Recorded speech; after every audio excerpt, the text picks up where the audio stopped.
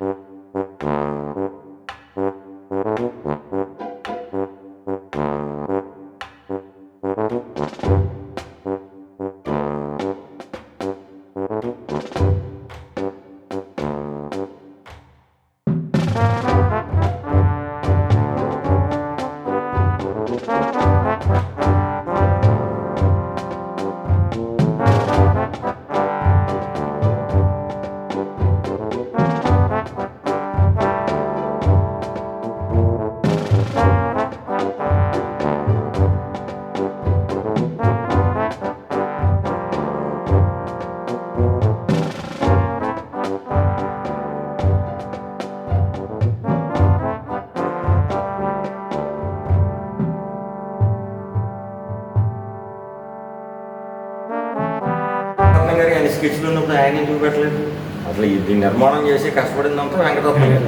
మరి ఆయన పేరు ఊరు లేకుండా చేసేది ఎక్కడ మా పేరు చెప్పడానికి కూడా ఆవిడ ఇష్టపడ్డదు.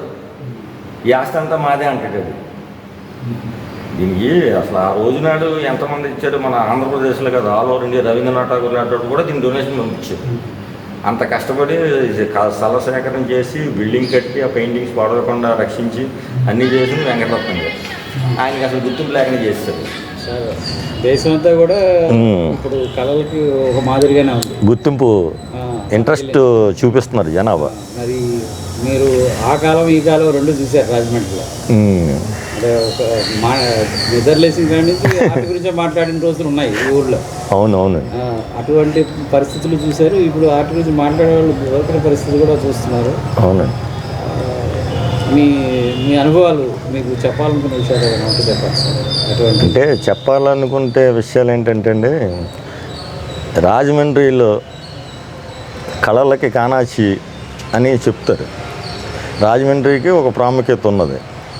చిత్రకళా రంగంలో ఫస్ట్ కూల్డ్రేగర్ దగ్గర నుంచి మనం చెప్పుకోదలుచుంది. అంటే ఒక విధంగా చెప్పాలంటే మనకి బ్రిటిష్ గవర్నమెంట్ మనల్ని దోచుకుని మన సంపదను వెళ్ళిపోయారని చెప్తారు, కానీ అందులో భాగంగా ఒక 3 వ్యక్తుల్ని మనం మర్చిపోకూడదు. త్రిమూర్తులు లాంటి వాళ్ళు 3 వ్యక్తులు.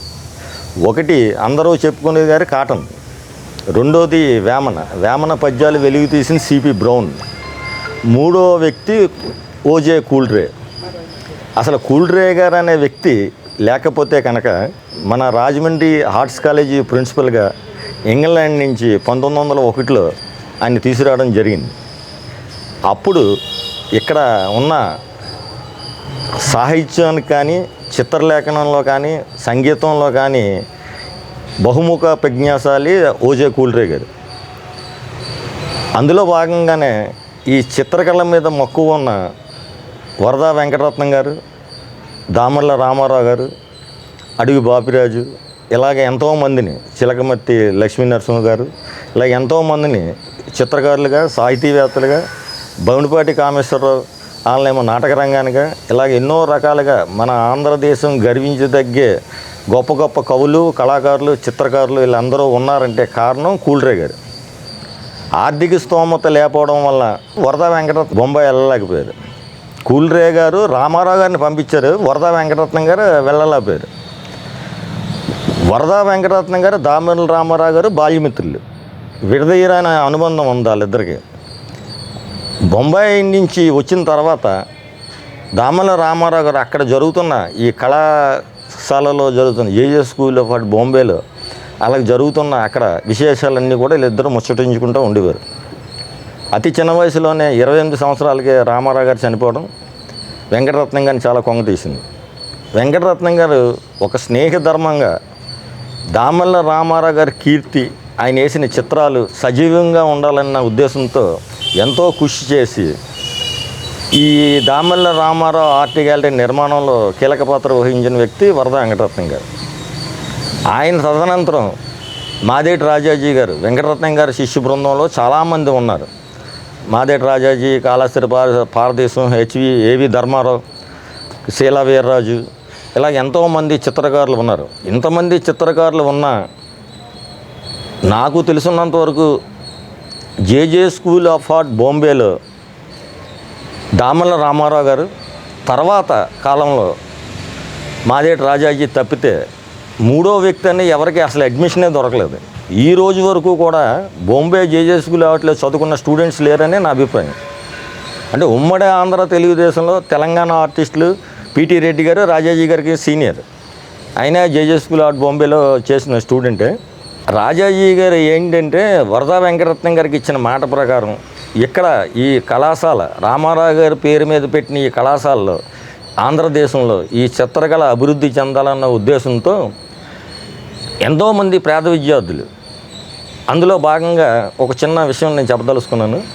నిన్నే విషయం మన పిఎస్ ఆచార్య గారు చెప్పడం జరిగింది.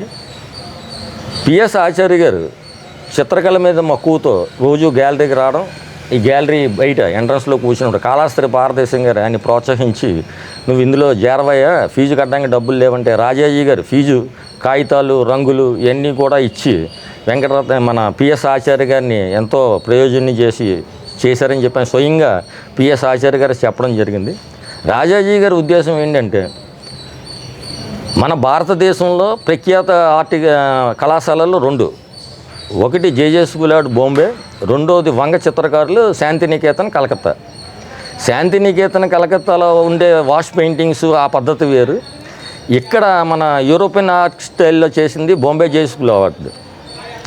ఈ రెండు కలిపి చాలామంది చాలా ప్రయోగాలు చేశారు. కానీ రాజాజీ గారి మనసులో ఉన్న ఉద్దేశం ఏంటంటే పేద విద్యార్థులు బాంబే వెళ్ళి అక్కడికి వెళ్ళి నేర్చుకోవడానికి ఆర్థిక స్తోమత లేని టైంలో మనం ఆ విద్యని, అక్కడ ఉన్న సిలబస్ని ఇక్కడ ఉన్న విద్యార్థులకు అందించాలన్న ఉద్దేశంతో బాంబేలో ఏదైతే ఉన్నదో ఆ ఒక సిలబస్ని అంతా ఉచితంగా ఆయనకి ఏ విధమైన ఎన్నో అవకాశాలు వచ్చినా కూడా ఎన్ని వదులుకుని ఇక్కడ మన ఆంధ్రదేశంలో ఈ చిత్రకళ అభివృద్ధి చెందాలి, రాజమండ్రికి పేరు రావాలి, రామారావు గారు ఆర్ట్ గ్యాలరీ చిరస్థాయిగా ఉండాలన్న ఉద్దేశంతో ఎనలేని కృషి చేసి జీవితాంతం ఇక్కడ అంకితం చేసి ప్రభుత్వం వారు తీసుకున్నా కూడా ఆయనకి ఏ విధమైన వేతనం ఇవ్వకపోయినా సరే ఆఖరి టైంలో ఆయనకు ఉన్న ఆస్తులన్నీ అమ్మేసుకుని తినడానికి తిండి లేక అష్టకష్టాలు పడి చనిపోవడం జరిగింది. అప్పటి నుంచి ఇప్పటి వరకు ప్రభుత్వం వారైతే ఆర్ట్ గ్యాలరీని తీసుకున్నారు, కానీ దీని సరైన సంరక్షణ కూడా ప్రభుత్వం చూడలేదు. ప్రభుత్వం మీద నిందించడం కాకుండా కళాభిమానులు, మన స్వచ్ఛంద సేవా సంస్థలు వీళ్ళందరూ కూడా ముందుకొచ్చి మన కళల్ని, ఈ ఆర్ట్ గ్యాలరీని అభివృద్ధి పెంచాలని చెప్పి నా ఉద్దేశం. మీరు మాదేటి రాజాజీ గారి చిత్రాలకి ఒక కలెక్టర్గా ఉండి, ఆర్ట్ కలెక్టర్గా ఉండి ఈ గ్యాలరీలో మీరు చూసింది 5 పెయింటింగ్లు అన్నారు. అవును. మరి ఇన్ని పెయింటింగ్స్ మీరు ఎలా కలెక్ట్ చేశారు? అంటే నేను బాల్యంలో నాకు 9-10 సంవత్సరాలు ఉన్న వయసులో కూడా నాకు ఈ గ్యాలరీతో అనుబంధం ఉన్నది. నాకు 3 తరాల చిత్రకారులతో సాన్నిధ్యం కూడా ఉన్నది. రాజాజీ గారి తరం, రాజాజీ గారి కన్నా ముందు తరం, రాజాజీ గారి శిష్యులు, ఇప్పుడు చెప్పుకునే వాళ్ళ మనవల్ల 4వ తరం చిత్రకారులు కూడా చాలామంది యువ చిత్రకారులు వచ్చారు. నగేష్ గారి శిష్యులు, వానపల్లి, లేకపోతే హంపి, ఇలాగ చాలా, వీళ్ళందరూ 4వ తరం కింద మనం చెప్పుకోవాలి. ఆ టైంలో నేను కూడా చిత్రాలు వేయడం జరిగింది. భీమవరంలో నాకు గోల్డ్ మెడల్ వచ్చింది. అలాగే అనకాపల్లి ఆర్ట్ సొసైటీలో కూడా నేను బాల చిత్రకారుడిగా చిత్రాలు వేయడం జరిగింది. భీమవరంలో నేను బహుమతి తీసుకున్న రోజునాడు కాళాస్త్రి పార్వతీశం గారు, రావాడ కృష్ణ, మన రాధారాణి, మేము అందరం ఒకే వేదిక మీద నేను అన్ని ప్రైజులు తీసుకోవడం జరిగింది. ధర్మిళ ఏం జరిగిందంటే రాజాజీ గారు ఈ ఆర్ట్ గ్యాలరీకి అంకితమై మొత్తం తన జీవితాన్ని నాశనం చేయించుకున్నాడని మా తండ్రి గారి అభిప్రాయం. అలాగే నేను కూడా ఈ గ్యాలరీకి అంకితమై పాడైపోతానన్న ఉద్దేశంతో నన్ను గ్యాలరీకి రాను మానిపించారు. అలాగే నేను చిత్రకళకి దూరమయ్యాను, కానీ ఈ చిత్రకళ మీద ఉన్న మమకారంతో రాజాజీ గారు చనిపోయిన తర్వాత 1990లో రాజాజీ గారు ఒక సందర్భంగా శీలా వీర్రాజు గారిని కలుసుకోవడం, శీలా వీర్రాజు గారు రాజాజీ గారి పెయింటింగ్స్ని అడగడం, ఆ అన్వేషణలో ఇక్కడ అడిగితే దామల్ల రామారావు ఆర్ట్ గ్యాలరీలో కేవలం 5 చిత్రాలు మాత్రమే ఇక్కడ ఉన్నాయి. తర్వాత నేను 90 నుంచి ఈ చిత్రకాలు కలెక్ట్ చేయడం మొదలుపెట్టి సుమారు 60 చిత్రాలు సేకరించడం జరిగింది. ఈ 60 చిత్రాల సేకరణలో ఎన్నో ఊర్లు, అసలు ఎవరి దగ్గర ఉన్నాయో చిత్రాలు ముందు మనకు తెలియాలి కదా. పలానా వ్యక్తి దగ్గర ఉన్నాయంటే మనం వెళ్ళి వాళ్ళని అడుగుతాం, ఎవరి దగ్గర ఉన్నా కూడా తెలియదు. అలాగే ఈ చిత్రాల సేకరణ మొట్టమొదట నాకు ఈ 2 చిత్రాలు అందజేసి నన్ను ప్రోత్సహించింది విశాఖపట్నం శంకర చలపతిరావు గారు. శంకర చలపతిరావు గారు ఫస్ట్లో నేను కలెక్ట్ చేసినప్పుడు 2 పెయింటింగ్స్ ఇచ్చాడు ఆయన. ఆ తర్వాత రంది సోమరాజు గారు అని చెప్పి ఆయన ఒక 6 పెయింటింగ్స్ ఇచ్చారు. ఆసిఫ్ అప్పారావు అనకాపల్లిలో ఉండేవారు ఆ టైంలో. అనకాపల్లి వెళ్ళి ఆసిఫ్ అప్పారావు గారిని అడిగితే ఆయన ఒక 5 పోర్ట్రేట్స్ ఇచ్చారు. ఇలాగ నా చిత్రకళ కలెక్షన్ మొదలైంది. అప్పటి నుంచి ఇప్పటి వరకు తిరుగుతూ ఏదో చాలా చిత్రాలు కూడా సేకరించడం జరిగింది. నేను సేకరించిన చిత్రాలు దాన్ని ఒక సరైన పద్ధతిలో ప్రిజర్వ్ చేయాలంటే అది ప్రభుత్వం పూనుకోవాలి, కానీ వ్యక్తిగతంగా వ్యక్తులు చేసే పని కాదు ఇది. అది శాశ్వతంగా చిత్రకళా సంపదను మనం కాపాడుకోవాలంటే ప్రభుత్వం శ్రద్ధ తీసుకోవాలి. ఆ పెయింటింగ్స్ ప్రభుత్వం తీసుకుంటానంటే ఉచితంగా నేను ఇవ్వడానికి సిద్ధంగా ఉంది. మన ఆంధ్రప్రదేశ్లో అది లేదు. అంటే నేను ఎందుకు ఈ విషయం చెప్తున్నానంటే ఈ విషయం మీద రాజాజీ గారికి, పిటి రెడ్డి గారికి చాలా సందర్భాల్లో వాదోపవాదాలు జరిగాయి. పిటి రెడ్డి గారు రాజాజీ గారిని అనేవాడు, ఆంధ్రప్రదేశ్లో చిత్రకారులు ఎవరున్నారా, ఎవరు లేరు, నువ్వు తప్పితే నువ్వేమో అక్కడ ఆ గ్యాలరీని వదిలి రావు, నువ్వు హైదరాబాద్ వచ్చారా బాబు అని తిడతా ఉంటాడు ఆయన. పిటి రెడ్డి గారిని నేను చాలా సందర్భాల్లో రాజాజీ గారు చనిపోయిన తర్వాత కూడా ఈ బొమ్మలు కలెక్ట్ చేసే టైంలో ఆయన కూడా కలుసుకోవడం జరిగింది. ఆయన దగ్గర కూడా రాజాజీ గారు వేసిన చిత్రాలు ఉన్నాయి, కానీ ఆయన ఏమన్నాడు, ఆయన అప్పట్లో చెప్పేవాడు ఎవరు లేరు ఆంధ్రప్రదేశ్లో చిత్రకారులు, నువ్వు ఒకడే ఉన్నావు అన్నారు. కానీ నేను చూసిన ఈ 30-40 సంవత్సరాల చిత్రకళ దీంట్లో మన ఆంధ్రప్రదేశ్లో ఉన్న చిత్రకారుల కంటే తెలంగాణ చిత్రకారులు ఎక్కువ కృషి చేస్తున్నారు. వాళ్ళ జానపద శైలి అవ్వచ్చు, లేదా వాళ్ళ సాంప్రదాయాలు అవ్వచ్చు, ఆ బోనాలు అవన్నీ కూడా చిత్రాల రూపంలో, కవిత రూపంలో, సాహిత్యంలో కూడా వాళ్ళ మంచి డెవలప్మెంట్ ఉన్నదండి. సాహిత్యంలో కృషి చేస్తున్నారు, చిత్రలేఖనంలో కృషి చేస్తున్నారు, జానపద కళారూపాలు, సంగీతం కానీ, డ్యాన్స్ కానీ, ఇలాగ అన్నిటిలోనూ కూడా మనకంట ముందంజలో ఉన్నారు. మనకి ఇక్కడ ఆదరణ లేదండి సరిగ్గా చెప్పాలంటే. నాయకులకేమో ఇంట్రెస్ట్ లేదు, ఏదో చెప్పడం వరకే ఇది అవుతుంది, కానీ ఆచరణ రూపంలో అది సరైన ఇది చేయట్లేదు. ఏ ప్రభుత్వమైనా సరే, ఇప్పుడు ఈ ప్రభుత్వం ఆ ప్రభుత్వం అని కాదు, కానీ అన్ని ప్రభుత్వాలు వచ్చినా కూడా ఈ చిత్రకళ మీద, మన సాంప్రదాయాల మీద కూడా సరైన శ్రద్ధ వహించట్లేదు వాళ్ళు. అసలు స్టేట్ బైఫర్కేట్ అయిన తర్వాత చాలా అక్కడ నుంచి మనం తెచ్చుకోవాల్సినవి ఉన్నాయండి, మన ప్రాంతానికి సంబంధించినవి. అవునండి, అవన్నీ ఐడెంటిఫై చేయడం జరిగింది. ఒకలాభరణం రామకృష్ణ గారని హిస్టోరియన్, ఆయన అవన్నీ కూడా చక్కగా వెంగడించి దేనికి అది పెట్టారు. అది ఇక్కడ తెచ్చుకోవడానికి మనకు అవ్వట్లేదు, మన గవర్నమెంట్ పూనుకోవడం లేదు. ఎందుకండి తెలుగు ఇప్పుడు గ్యాలరీలు కానీ అవన్నీ కూడా హైదరాబాద్లో సెంట్రలైజ్ అయిపోయాయి. ఇప్పుడు మనకి ఇక్కడ గ్యాలరీలు లేకుండా అయిపోయినాయి, మొత్తం అంతా హైదరాబాద్లో ఉండిపోయాయి. అది ప్రతిదీ మ్యూజియం కానీ ఇక్కడ మనం రీఎస్టాబ్లిష్ చేసుకోవాలి. మనం దానికి గవర్నమెంట్ అసలు ముందుకు రావడం లేదు. మరి అది ఎప్పుడు అవుతుందో ఏంటో మనం చెప్పలేకపోతున్నాం. అలా ఉంది పరిస్థితి. నేను మా మిత్రుడు రవికాంత్ తెలంగాణలో ప్రపంచ తెలుగు మహాసభల సందర్భంగా తెలంగాణ వెళ్ళినప్పుడు అక్కడ ఆర్ట్ గ్యాలరీకి వెళ్ళాం, తెలుగు యూనివర్సిటీ. ఆ పబ్లిక్ గార్డెన్స్లో తెలుగు యూనివర్సిటీకి వెళ్తే అక్కడ చాలా చిత్రాలు చూసాం. కొన్ని వందల చిత్రాలు, మన ఆంధ్ర చిత్రకారుల సమితి కొన్ని వందల చిత్రాలు ఒక స్టోర్ రూమ్లో పాడేశారు వాళ్ళు. అలాగే ఈ చిత్రాలన్నీ పరిశీలించే సందర్భంగా 1954లో రాజాజీ గారు బాంబేలో ఉంటుండగా వేసిన చిత్రం అక్కడ ఒకటి కనిపించింది.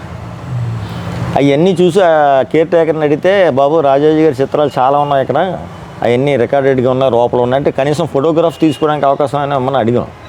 కానీ ఆ టైంలో కుదరలేదు, తర్వాత కూడా మనం ప్రయత్నం చేయలేదు. అలాగే ఎంతోమంది చిత్రకారుల చిత్రాలన్నీ అంటే ఇప్పుడు మనకి ఉన్న మండల బుద్ధప్రసాద్ గారు వాళ్ళ తండ్రి గారు మండల వెంకటకృష్ణారావు గారు మొట్టమొదటి ప్రపంచ తెలుగు మహాసభలు 1975లో ఒక 100 మంది చిత్రకారులతో చిత్రాలు వేయించడం జరిగింది. ఆ చిత్రాలన్నీ కూడా చాన్నాళ్ళు వాళ్ళ ఇంట్లోనే పెట్టుకున్నారు. ఆ తర్వాత మనకి వీళ్ళకి ఇవ్వడం జరిగింది. కానీ ఆ 100 చిత్రాలు కూడా అక్కడ లేవని అనుకుంటున్నాను ఇప్పుడు నేను. ఆ చిత్రాలన్నీ కూడా మన ఆంధ్ర సంబంధించి విడిపోయిన తర్వాత ఆంధ్ర చిత్రకారుల చిత్రాలన్నీ సేకరించగలిగి గవర్నమెంట్ మన ఆర్ట్ గ్యాలరీలో భద్రపరుచుకుంటే కనుక చాలా బాగుంటుంది. అవి బాపు గారి చిత్రాలు కూడా అండి తిరుమల తిరుపతి దేవస్థానం వాళ్ళకి తీసుకుని కొంతకాలం మెయింటైన్ చేశారు. తర్వాత అది ఏదో కారణంగా దాన్ని డిస్మాంటిల్ చేసి వేరే చోట పెట్టడానికి ఈ మధ్యలో ఆ చిత్రాలు ఎక్కడికి వెళ్ళిపోయినాయి తెలియదు. మొత్తం చాలా చిత్రాలు నాశనం అయిపోయాయి. ఇట్లాగా చాలామంది చిత్రాలు లాగిపోతున్నాయి. ఎందుకండి హరిశ్చంద్ర శర్మ గారు అని చెప్పి వరద వెంకటరత్నం గారి శిష్యుడు, రాజాజీ గారి కంటే సీనియర్ వయసులోని ఆయన వేసిన చిత్రాలు వాష్ టెక్నిక్లో అద్భుతమైన చిత్రకారులు. ఆయన బిఏ రెడ్డి గారికి గురువు. ఆయన హైదరాబాద్ ఉన్న బిఏ రెడ్డి గారు హరిశ్చంద్ర శర్మ గారి శిష్యుడు. ఆయన వేసిన చిత్రాలు ఈ గ్యాలరీకి డొనేట్ చేస్తా అని చెప్పి కాళ్ళు ఎరిపోయేలా తిరిగిన ఈ గ్యాలరీలో ఉన్న సిబ్బంది ఆ చిత్రాలు తీసుకోలే. తర్వాత నన్ను అడిగాడు నన్ను తీసుకోమని. నేను ఉచితంగా తీసుకోవడం ఎందుకు, ఆయనకి ఎంతో కొంత పారితోషికం ఇచ్చి తీసుకుందాం అని నేను అశ్రద్ధ చేయడం వల్ల ఆ మొత్తం పెయింటింగ్స్ అన్నీ పోయినాయండి. అవి ఏమైపోయినాయి కూడా తెలియదు, ఎక్కడ ఉన్నాయో కూడా తెలియదు. 100 పెయింటింగ్స్ అండి, 1-2 కాదు. అద్భుతమైన వాష్ టెక్నిక్ పెయింటింగ్లో ఆయన చాలా అద్భుతంగా చేస్తారు. ఈ వాష్ పెయింటింగ్లోనే ఆ చివరినే వాటర్ ట్యాంక్ ఉండేది, ఆ మూల ఉన్నది ఇప్పటికి. ఇది బోర్డు అంటించి వాష్ చేసేవారు. నేను చూసి ఉన్నాను, నేను చిన్నతనం నుంచి ఇక్కడ ఉండడం వల్ల నాకు బాగా పరిచయం.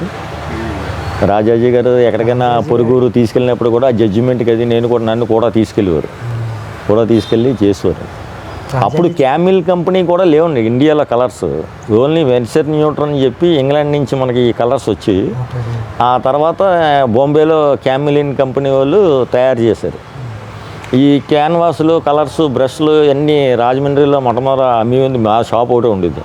మేము మొత్తం ఆర్ట్కి సంబంధించిన మెటీరియల్స్ అన్నీ కూడా అప్పుడు విజయవాడలో కూడా దొరికేవి కావు. ఏకైక షాప్ ఎవరిదరా అంటే ఆర్ట్కి సంబంధించిన మెటీరియల్ ఎవరికి కావాలన్నా మా షాప్ దగ్గరకు వచ్చి కొనుక్కునేవాడు. అసలు క్యామ్లిన్ కంపెనీ ప్రొపరేటరే మా షాప్ దగ్గరకు వచ్చి కూర్చునేవాడు. అంటే మా కంపెనీ కొత్తగా పెట్టాం, మాది మొబైల్ చేయండి, అది పోస్టల్ కలర్స్, ఆయిల్ కలర్స్, మళ్ళీ ఆయిల్ కలర్స్లోనే స్టూడెంట్ ఆయిల్ కలర్స్ అన్ని వాటర్, మళ్ళీ మామూలు సీనియర్ ఆర్ట్ కలర్స్, రకరకాల ఫ్లోరోసెంట్ కలర్స్, ఇండియన్ ఇంక్స్, ఆ బ్రష్లు అన్నీ కూడా మేము అమ్మేవాళ్ళండి. ఆర్ట్కి సంబంధించిన ప్రతి మెటీరియల్ కూడా అమ్మేవాళ్ళం. అలాగే వాష్మన్ పేపర్లో కూడా ఇంగ్లాండ్ నుంచే వచ్చి అప్పట్లో వాటర్మెన్ పేపర్స్ వచ్చి, తర్వాత క్యాన్వాస్ పేపర్ కూడా వచ్చేది. క్యాన్వాస్ రోల్స్తో కాకుండా క్యాన్వాస్ షీట్లు కూడా వచ్చేది. ఆ షీట్ల మీద కూడా పెయింటింగ్ చేసేవారు. రాజాజీ గారు మొత్తం అన్ని రకాల ప్రక్రియలు చేశారండి. ఈ ప్రక్రియ చేశారు, ఆ ప్రక్రియ చేయలేదని కాకుండా అన్ని రకాల ప్రక్రియల్లోనే ఆయన పెయింటింగ్స్ చేశారు. ఆయన ఏ పెయింటింగ్ చేసినా 1-2 పెయింటింగ్స్ ఎప్పుడు చేసేవారు కాదండి. ఒక పెయింటింగ్ ఒక స్టైల్లో పెయింటింగ్ చేశారంటే ఒక 20 పెయింటింగ్స్ చేసేవారు. అలాగే తాంత్రిక్ పెయింటింగ్స్ కానీ, లేకపోతే జమ్నీరాయ్ స్టైల్లో, అప్పుడు మనకి బెంగాల్ ఆర్టిస్ట్ జమ్నీరాయ్ స్టైల్ ఏంటంటే ఆయన లైన్ అంతా కొద్దిగా వెడల్పుగా ఉంటుంది, సన్నంగా కాకుండా. ఇప్పుడు రామారావు గారు పెయింటింగ్స్ అన్నీ ఏంటంటే ఈ లైన్ సన్నంగా లైన్ చేయడం అది ఇది.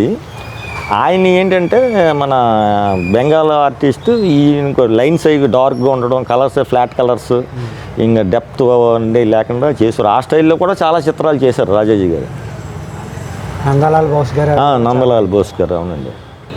గోదావరి వరద వచ్చినప్పుడు 86లో పోయినాయండి. పోయినాయి. అవునండి. అంటే 86 ఫ్లడ్స్ వచ్చినప్పుడు ఈ నేసిన చిత్రాలన్నీ కూడా తడిసిపోయి చాలా మటుకు, మిగిలిన ఏమనియో తెలియదు. కానీ ఇందాక రామకృష్ణ గారు చెప్పినట్టు ఇక్కడ గ్యాలరీలో ఉన్న చిత్రాలు చూసి ఇదే రాజాజీ గారు ఇంత గొప్పగా ఉన్నారు అనుకోవడం చాలా పొరపాటు. ఎందుకంటే అనేక ఆర్ట్ గ్యాలరీలో ఆయన వేసిన చిత్రాలన్నీ మొఘల్ పెయింటింగ్స్, మినియేచర్ పెయింటింగ్స్ ఇవన్నీ కూడా ఇతర దేశాల్లోని ఆస్ట్రేలియా, రష్యా, లేకపోతే మన మైసూరు, సాలార్జంగ్ మ్యూజియం ఇలాంటి పెద్ద పెద్ద ఆర్ట్ గ్యాలరీస్ ఆయన కొనుక్కుని తీసుకెళ్ళేవారు. అసలు మన దగ్గర ఉన్న పెయింటింగ్స్ చూసి రాజాజీ గారు ఇవన్నీ అనుకోవడానికి లేదండి. అసలు చాలా అరుదైన పెయింటింగ్స్ అన్నీ మన దగ్గర లభ్యం కావు. ఇప్పుడు ఆ పెయింటింగ్స్ అన్నీ చూస్తేనే కానీ మనకి రాజాజీ గారు ఒక గొప్పతనం తెలియదండి. ఇప్పుడు నేను సేకరించిన దాంట్లో కూడా చాలా తక్కువ పెయింటింగ్స్ ఉన్నాయి. ఆయన లెర్నింగ్ స్టేజ్లో 54లో వేసిన కొన్ని పెయింటింగ్స్ నేను సేకరించగలిగాను, కానీ మొత్తం అన్నీ మనం సేకరించలేకపోయాం. ఇప్పుడు సుమారుగా ఎన్ని ఉంటాయండి? నా దగ్గర సుమారు ఒక 65 పెయింటింగ్స్ రాజాజీ గారి ఉన్నాయండి. అలాగే దామర్ల రామారావు గారి ఒరిజినల్ పెయింటింగ్ ఉన్నది, దామర్ల సచివాణి గారిది ఉంది, సంజీవ్ దేవ్ గారి పెయింటింగ్స్ ఉన్నాయి. అలాగే వెంకటేశ్వర స్వామి భూలోకానికి ఎందుకు వచ్చాడని చెప్పి మన ముచ్చింజారు కొలీగ్ మురళయ్య అని చెప్పి మురళయ్య, అలాగే అది ఒక 20 పెయింటింగ్స్ ఉన్నాయి. కాళాశ్రీ పారదేశం గారి. నేను ఇలాగ తిరిగే టైంలో నాకు చాలామంది పెయింటింగ్స్ తీసుకోమన్నా కూడా నేను తీసుకోలే, కలెక్ట్ చేయలేదు. నేను కలెక్ట్ చేసే టైంలో అంటే అప్పుడు నాకు ఆ పెయింటింగ్స్ మీద ఇంట్రెస్ట్ లేక భగీరథి గారి పెయింటింగ్స్, మన చాలా పురాతనమైన ఆర్టిస్టులు పెయింటింగ్ అడవి బాపురాజు గారు ఇలాంటివన్నీ కూడా నాకు చాలామంది దగ్గర చూశాను కానీ నేను కలెక్ట్ చేసేటప్పుడు అవి నాకు అవసరం లేదన్న ఉద్దేశంతో నేను వదిలేశాను. అబ్బూరి గోపాలకృష్ణ గారు అని చెప్పి విశాఖపట్నం, ఆయన దగ్గర చాలా చిత్రాలు ఉన్నాయి. నా దగ్గర ఉన్న చిత్రాలు ఒకసారి రమ్మంటే ఈ పెయింటింగ్స్ అన్ని పట్టుకుని నేను విశాఖపట్నం వెళ్ళాను. అబ్బూరి గోపాలకృష్ణ గారు ఏమన్నారంటే, నీ దగ్గర ఉన్న పెయింటింగ్స్ నీకు నచ్చిన ఆర్టిస్ట్ పెయింటింగ్స్ నువ్వు తీసుకోమన్నారు. ఎక్స్చేంజ్ ఆఫర్ పెట్టారు. ఆ ఎక్స్చేంజ్ ఆఫర్లు ఎవరంటే అడవి బాపిరాజు గారి, మన సంజీవ్ దేవ్ గారి, తర్వాత భగీరథి గారి, ఇంకా ఎంతోమంది ఆర్టిస్టులు, పురాతనమైన ఆర్టిస్టులు, ఎంతో గుర్రం మల్లయ్య గారు, ఎవరెవరో ఆర్ట్ పెయింటింగ్స్, పెద్ద పెద్ద పెయింటింగ్స్ ఉన్నాయి. అంటే నాకు ఇంట్రెస్ట్ లేక నాకు ఓన్లీ రాజాజీ గారి పెయింటింగ్స్ కలెక్ట్ చేసే ఉద్దేశం ఉన్నది, కానీ నా దగ్గర ఉన్నాయి మీకు ఇచ్చి వేరే ఆర్టిస్ట్ పెయింటింగ్ తీసుకునే ఉద్దేశం నాకు వద్దన్నాను. అలాగే బి నరసింహరావు అని మా భూమి డైరెక్టర్, ఆ నరసింహరావు గారు కూడా చాలా సందర్భాల్లో నన్ను కలుసుకోవడం జరిగింది. ఒక 1 or 2 years రెగ్యులర్గా టచ్లో ఉండేవాడు ఆయన. నా దగ్గర ఉన్న పెయింటింగ్స్ అమ్మేమని అడిగాడు ఆయన. ఒక 5 పెయింటింగ్స్ అడిగాడు, ఒక 7 lakhsకి. అయినా కూడా నేను ఇది సేకరించాలని ఉద్దేశం ఉంది, ప్రిజర్వ్ చేయాలని ఉద్దేశం, కానీ నేను అమ్మే ఉద్దేశం నాకు లేదని చెప్పి నేను ఎవరికి కూడా ఏ ఒక్క చిత్రం కూడా ఉచితంగానే ఇవ్వలేదు, అమ్మలేదు. ఇప్పుడు ఒక ఆర్టిస్టు తాను గీసిన సొంత బొమ్మల్ని దాచుకోవడమే కష్టంగా అంటే ప్రిజర్వ్ చేసుకోవడమే కష్టంగా ఉన్న ఈ రోజుల్లో ఇంతమంది చిత్రకారుల చిత్రాలను మీరు కలెక్ట్ చేసి ఎలా భద్రపరచగలిగారు? అంటే మా పూర్వీకుల దగ్గర నుంచి ఒక 200 సంవత్సరాల నుంచి మా పూర్వీకులందరూ ఇక్కడే ఉన్నారు. అన్న తర్వాత ఫస్ట్ మాదేడి సన్యాసి గారు, మాదేడి సూర్యప్రకాశం గారు అంటే రాజాజీ గారి తండ్రి గారు. మాదేడి సూర్యప్రకాశం గారు ప్రోత్సాహం లేకపోతే రాజాజీ గారు అన్న ఒక 14 ఏళ్ళ బాలుణ్ణి బొంబాయి జేజే స్కూల్లో చిత్రకళకి ఆధారం లేని రోజుల్లో బొంబాయి పంపించి అక్కడ 6 years చదివించారంటే ఆయనకున్న అభిలాష. అలాగే కేవలం మద్దూరు అన్నపూర్ణ గారు, రాజాజీ గారు అల్లూరి సీతారామరావు చిత్రానికి గల ప్రధాన కారణం ఏంటంటే మద్దూరు అన్నపూర్ణయ్య, అల్లూరి సీతారామరావు ఇద్దరే కలిసి కాకినాడలో చదువుకున్నారు. మద్దూరు అన్నపూర్ణయ్య గారు ఒక పత్రిక నడిపేవారు. ఆ పత్రిక మా ప్రెస్లో ప్రింట్ అయింది ఉచితంగా. అంటే 200 సంవత్సరాల చరిత్ర ఉన్న మాకు స్టేషనరీ ఇండియాలోనే పేపర్ లేని, తయారు లేని, కర్మాగారం లేని రోజుల్లో ఇంగ్లాండ్ నుంచి షిప్పుల్లో వచ్చి చెన్నై నుంచి ఆంధ్రప్రదేశ్ వచ్చి, ఆంధ్రప్రదేశ్ నుంచి మన రాజమండ్రిలోనే ఏకైక షాప్ మాది. స్టేషనరీ, బుక్స్, అన్ని రకాలు పబ్లికేషన్స్, ఎంతోమంది సాహితీవేత్తల పుస్తకాలన్నీ కూడా ప్రింట్ చేశారు. 1959లో ఉషశ్రీ గారు తండ్రి గారు రామ్మూర్తి గారు, ఇప్పుడు మనకి చాగంటి కోటేశ్వరరావు గారు ఇలా మిగిలిన వాళ్ళు ప్రవచనాలు ఎలా చేస్తున్నారో ఆ రోజుల్లో ఆ పురాణ పండ రామ్మూర్తి గారు రామాయణ, భారత, భాగవతాలు అవపోసన పట్టిన గొప్ప పండితుడని. ఆయనకి 1959 సంవత్సరంలో మొత్తం ఆయన ప్రింటింగ్ ప్రెస్ అంతా దారాదత్తం చేసి ఉచితంగా ఇచ్చేసారు ఆయన 60లో చనిపోవడం జరిగింది. 59లో ఎవరెవరికి ఏం చేయాలో చేసిన తర్వాత ఆయన చనిపోయారు. ఈ రాజాజీ గారు మా షాప్ దగ్గరికి ఆ రోజుల్లో సాహితీవేత్తలు, చిత్రకారులు, జర్నలిస్టులు ఎంతోమంది రావడం, రాజాజీ గారు కూడా తిరగడం వల్ల నాకు దీని మీద అభిలాష పెరిగింది.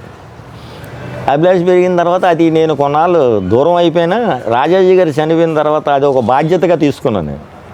ఎందుకంటే మాకు ఇక్కడ రక్త సంబంధం ఉందా, మా చిన్నాన్నగారు అన్న కాకుండా రాజాజీ గారు ఇంత కృషి చేసి ఇంతమంది చిత్రకారుని తీర్చిదిద్ది ఏ విధమైన గుర్తింపు లేకుండా, అంటే ఇక్కడ ఉన్న సమాజంలో ఉన్న మనుషులు, ఆయన కూడా ఉన్న వాళ్ళు కూడా అవసరానికి వాడుకుని రాజాజీ గారిని ఒక కరివేపాకులో తీసి పడేశారు. ఆ బాధ కలిగింది నాకు. ఇంత సర్వీస్ చేసి ఇంత కేవలం గురువు గారికి ఇచ్చిన మాటకి ఈ రామారావు గారు గీ గురించి చేశారు. కానీ ఆయనకి కూడా మనసులో బాధ ఉన్నది రాజాజీ గారికి. ఎందుకంటే రామారావు గారికి రాజాజీ గారికి సంబంధం లేదు, కేవలం వరద వెంకటరత్నం గారి గురించే వచ్చాడు ఈయన. ఆ టైంలో ఏమైందంటే ఈయన ఛానళ్ళు చూశారు, వీళ్ళందరూ ఏదో చేస్తారన్న ఉద్దేశంతో. కానీ వెంకటరత్నం గారికి జరిగిన అన్యాయానికి లాస్ట్లో ఆయన మదనపడి ఆచార్య వరద వెంకటరత్నం కాంటెంపరీ ఆర్ట్ సొసైటీ అని ఒక సొసైటీ పెట్టారు. మరి రామారావు గారు ఆర్ట్ సొసైటీ ఉన్నప్పుడు ఈయన ప్రత్యేకంగా ఒక ఆర్ట్ సొసైటీ పెట్టవలసిన అవసరం లేదు. అంటే ఇక్కడ ఉన్న మనుషులు వీళ్ళ మనస్తత్వాలు వీళ్ళని అవసరానికి వాడుకుని ఇంక ఎటు లేని టైంలో, అవకాశాలన్నీ కోల్పోయిన టైంలో ఇప్పుడు ఇది ఎక్కడికి వెళ్ళలేక ఎక్కడ పోతాడు అన్న ఒక క్రియేషన్ వచ్చింది. ఆ బాధతోనే వరద వెంకటరత్నం కాంటెంపరీ ఆర్ట్ సొసైటీ అనే ఒక సంస్థను పెట్టడం, దానికి అద్దేపల్లి నాగేశ్వరరావు గారిని ఏమో ప్రెసిడెంట్గా పెట్టి ఆయన గురువుగారి పేరు మీద కొన్ని యాక్టివిటీస్ అవన్నీ కూడా ఆయన చేసుకున్నారు ఇండివిజువల్గా. గురువుగారి మీద ఉన్న అభిమానం, ఆయన చాలా కృషి చేశారు.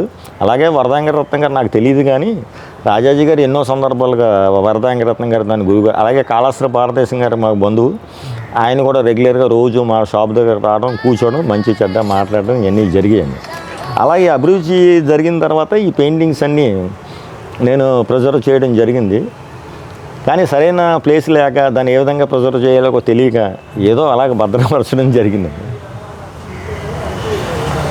చాలా ఒడిదుడుకులు ఎదుర్కొన్నారు చాలానండి. ఈ సంసారం దిప్పినట్టుగా అంతేనండి. పెయింటింగ్స్ ని అక్కడ ఇక్కడ తిప్పుకుంటూ అవునవునండి. ఇప్పటికీ కొంచెం అవస్థ పడతానే ఉన్నట్టు అనిపిస్తుంది. ఇప్పుడు ప్రస్తుతానికి పర్లేదండి. అంటే మా ఉన్న 2 బిల్డింగ్లు అమ్మేయడం జరిగింది.